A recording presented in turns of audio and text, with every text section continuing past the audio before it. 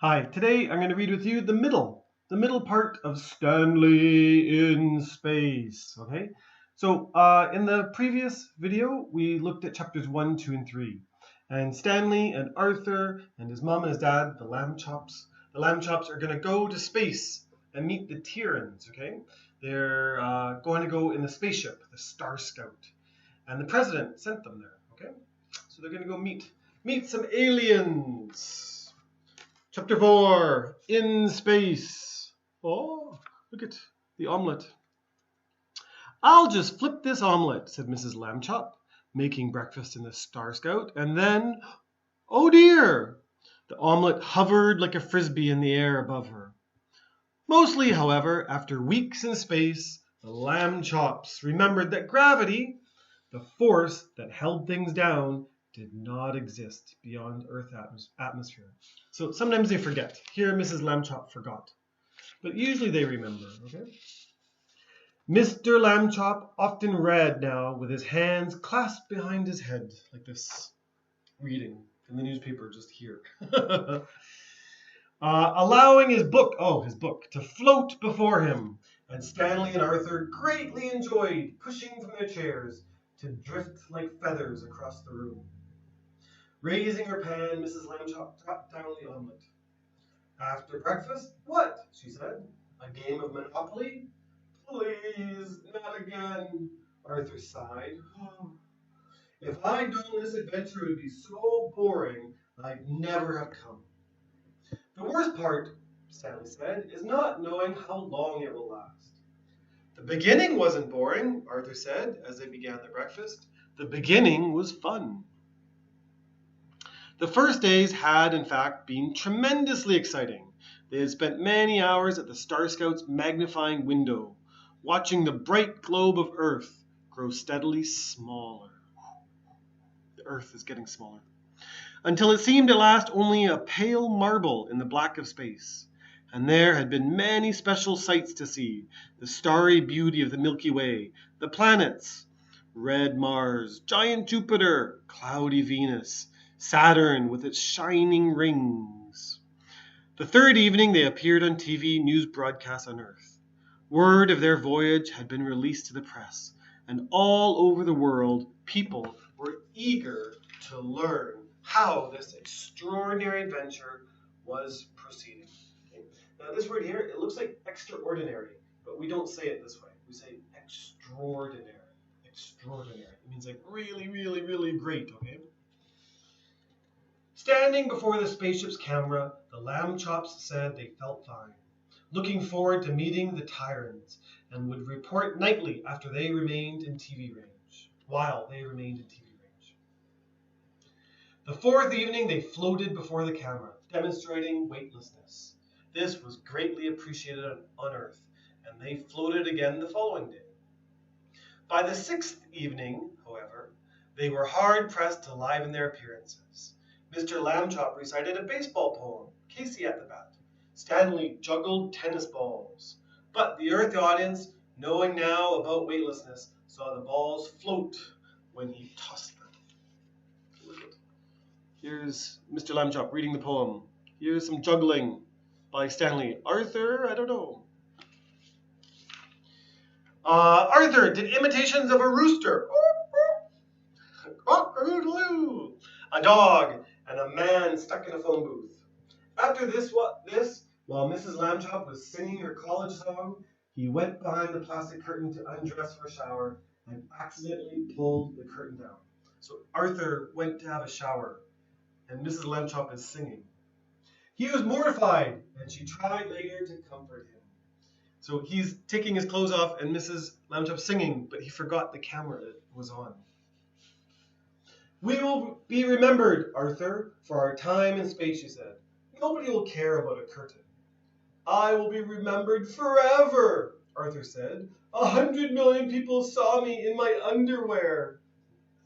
The next day was Stanley's birthday, and just after dinner the screen lit up. There was the president in his shirt sleeves behind his desk in Washington, D.C. Well, here I am working late again, the president said. It's a tough job, believe me. Happy birthday, Stanley Lambchop. I've arranged a surprise. First, your friends from school. There was silence for a moment, broken only by the clearing of throats. And then, from all the millions of miles away, came the voices of Stanley's classmates singing. Happy birthday, dear Stanley. Happy birthday to you. Stanley was tremendously pleased. Thanks, everybody, he said. You too, Mr. President. That was just the USA part, said the president. Ready over here there in London, Queen? We are indeed, the Queen's voice said cheerfully. And now, Master Lambchop, our famous Westminster Boys' Choir. From England, the beautiful voices of the famous choir sang Happy Birthday, Stanley, all over again. And then other children sang it from Germany, Spain, and France. All this attention to Stanley made Arthur jealous.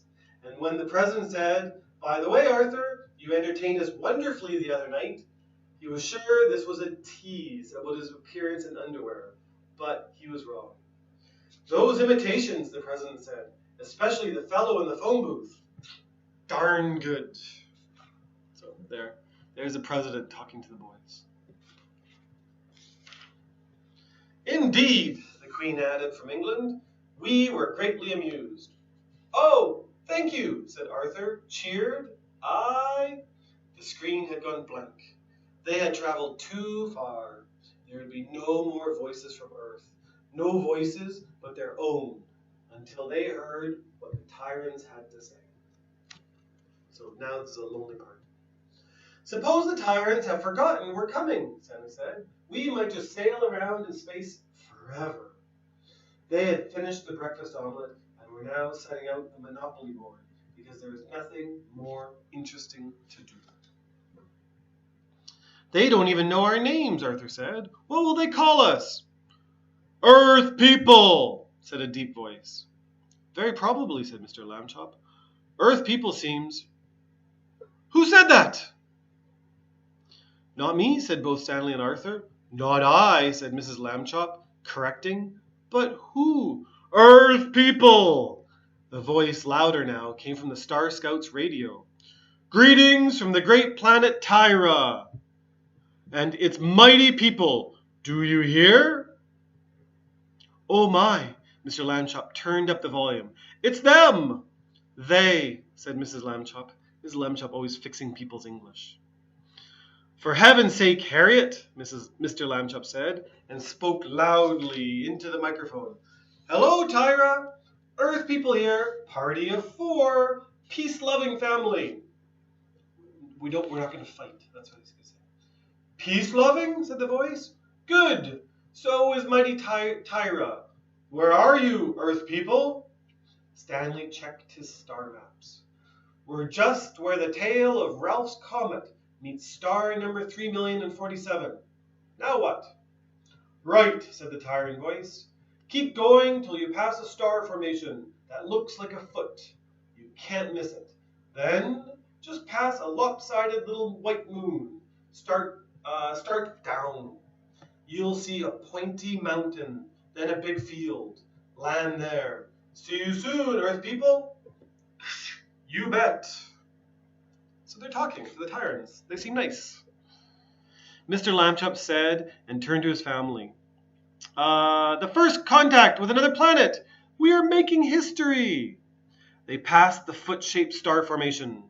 Then the lopsided moon, and Stanley piloted the Star Scout down.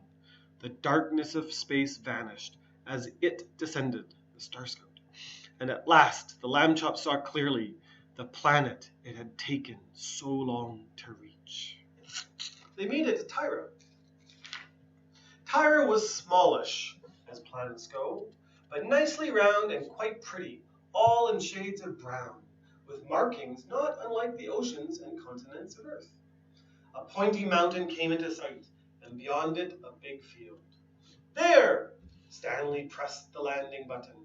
Vroom went the Star Scout's rockets. The spaceship hovered and touched down. Peering out, the Lambchops saw only a brown field with 10 trees at the far side and brownish hills beyond. Curious, said Mr. Lambchop. Where are... Suddenly a message came, but not the sort they expected. Surrender, Earth people, said the radio. Your spaceship is trapped by our unbreakable trapping cable. You are prisoners of Tyra. Surrender. Prisoners, this is not good. Mr. Lambchop here says, where are... What is he wanting? What does he think is missing? Something is not there. Ah! There's a tyrant with a great mustache. Okay. Chapter 5. The Tyrants. Oh, not friendly. Unbreakable trapping cable? Prisoners? Surrender? The Lambchops could scarcely believe their ears. I don't call that peaceful, said Mrs. Lambchop. Our president has been misled. I wish we had gone to the seaside. Mr. Lambchop shook his head. But how are we trapped? I don't. He pointed to the magnifying window. What's that? A thin blue line like a thread had been passed over the Star Scout. Stanley switched on the wiper above the big window, and the first flick of his blade parted the blue line. Drat, said the radio. So the unbreakable line broke. Pretty easily, too. Other voices rose, startled, and then the deep voice spoke again. Earth people, we're sending a messenger, a regular, ordinary tyrant, just to show what we're like. For long moments, the Lambchops kept their eyes on the tan trees across the field. There, Arthur said suddenly, coming toward, oh my. His voice trailed away. The tyrant messenger came slowly forward to stand before the big window, a muscular, scowling young man with a curling mustache, wearing shorts and carrying a club. A club is like a stick that you hit people with. There's the club, like a bat. The mustache was very large. The messenger was not. That man, said Mrs. Lambchop said slowly, is only 3 inches tall. At most, Mr. Lambchop said, it is a magnifying window. The tyrant seemed to be calling something. Arthur opened the door a crack, and the words came clearly now. Afraid to let us see you, Earth people, because I'm so enormous. Ha! All tyrants are this big. Flinging the door wide, Arthur showed himself. Well, I'm a small Earth person, he shouted. The rest are even bigger than me. I, not me, Mrs. Lambchop said. And don't tease Arthur. Oh, he's fainted. Wetting her handkerchief with cold water, she jumped down from the Star Scout and ran to dab the tyrant's tiny brow. So here's his brow, okay? He fainted. He was so scared, and this is supposed to be the tough tyrant, okay? Wetting her, and Mrs. Lambchop is going to go run outside and help him. Cries rose again from the spaceship's radio. A giant killed Ick! There's another even bigger! Oh, gross! Look! Ick's all right! The tyrant, by grasping Mrs. Lambchop's handkerchief, had indeed pulled himself up. Furious, he swung his club, but managed only to tap the top of her shoe. Ouch! Scat, she said. Scat. And he darted back across the field. Oh my, said the radio. Never mind about surrendering, Earth people. A truce committee is on the way. So now, not prisoners, and not war either. At first, they only saw a tiny flag fluttering like a white butterfly across the brown field. But alas, the tyrant committee drew close. And the Lambchops, waiting now outside the Star Scout, could make each little person out. The flag was carried by the scowling young man with the mustache and the club. The other members of the committee, a bit smaller even than he, were a red-faced man wearing a uniform with medals across the chest. Maybe an army person. A stout lady in a yellow dress and a hat with flowers on it, and 2 older men in blue suits, one with wavy white hair, the other thin and bald. So they're going to go meet him, and they're going to talk. The committee halted, staring bravely up. "I am General App," shouted the uniformed man, "commander of all tyrant forces." Stanley stepped forward. "Chief Pilot Stanley Lambchop," he said, "from Earth. These are my parents, Mr. and Mrs. George Lambchop, and my brother Arthur. President Ott of Today I cannot read. President Ott of Tyra and Mrs. Ott," said General App, indicating the wavy-haired man and the lady. "The bald chap is Dr. App, our chief scientist. The grouchy one with the flag is my aide, Captain Ick." Okay. So here is the doctor. Oh, this is the general. Okay, this is the general. He is General App. Okay, and there is Ick, and here's the Otts. Okay, and here is the scientist. His name is. Scientist is App. Okay. You can figure it out. No one seems sure what to say next. A few polite remarks were exchanged. "Nice meeting you, Earth people. Such a pretty planet, Tyra. Thank you. Were you very long in space?" And Mr. Lambchop realized suddenly that the tyrants were uncomfortable, talking almost straight up. He got down on his knees. The other Lambchops followed his example, and the tyrants at once lowered their heads in relief. "Right," said General App. "All reasonable people here. A truce, eh? So no more fighting." "I'm for war, frankly," growled Captain Ick, but Stanley pretended not to hear. "A truce, good idea," he said. "We come in peace." Okay, so they're not going to fight. Mrs. Ott sniffed. "Not very peaceful, frightening poor Captain Ick." She pointed at Arthur. "That giant shouted at him." "My son is not a giant," Mrs. Lambchop said. "It's just that you tyrants are, how to put it, unusually petite." Petite means small. She's looking for a different word, okay? "Ick's the biggest we've got, actually," said General App. "We hoped he'd scare you." President Ott raised his hand.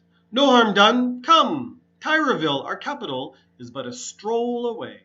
Okay, a short walk. The Lambchops, equipped now with handy magnifying lenses from the Star Scout science kit, followed the committee. Tyraville lay just across the brown field, behind the tan trees, no larger than an Earth-size tennis court. Okay, so it's very small, the big city. Okay. Chapter 6, Tyraville. It's cute, like a dollhouse. "Gosh," Stanley said, "it makes me homesick in a way."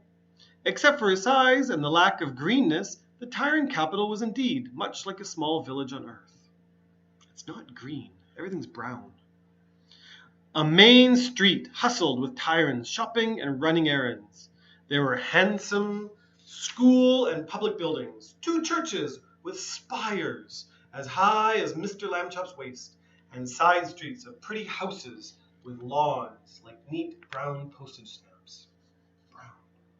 Captain Ick, still angry, marched on ahead, but the rest of the committee halted at the head of Main Street. "We'll just show you around, eh?" said Captain Ott.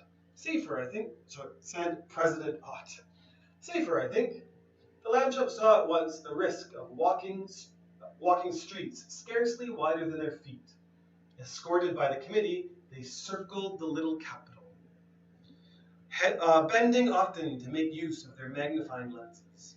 Mrs. Ott took care to indicate points of particular interest, among them Uck's Field, a sports center, Admiral Uck's Square, Uck's Park, and the Uck's Science Center building. "Mrs. Ott's grandfather," whispered General App. "Very rich." The tour caused a great stir. Everywhere, the tiny citizens of Tyraville waved from windows and rooftops. At the Science Center, the last stop, journalists took photographs, and the Lambchops were treated to grape fizzola, the Tyra national drink, hundreds of bottles of which were emptied into 4 tubs to make Earth-sized portions.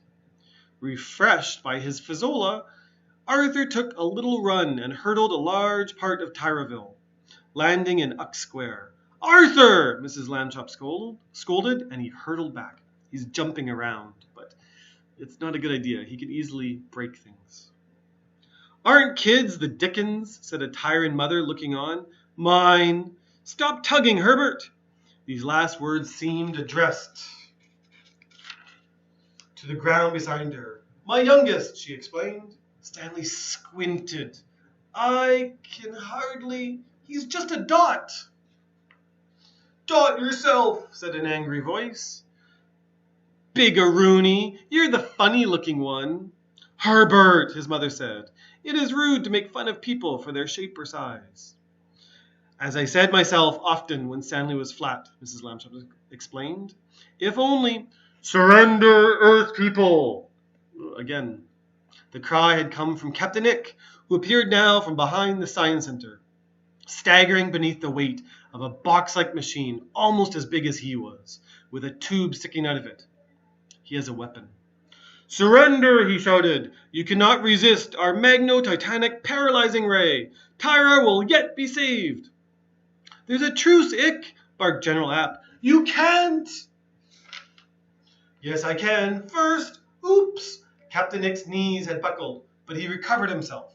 He kind of fell down. First, I'll paralyze the one who scared me back there in the field.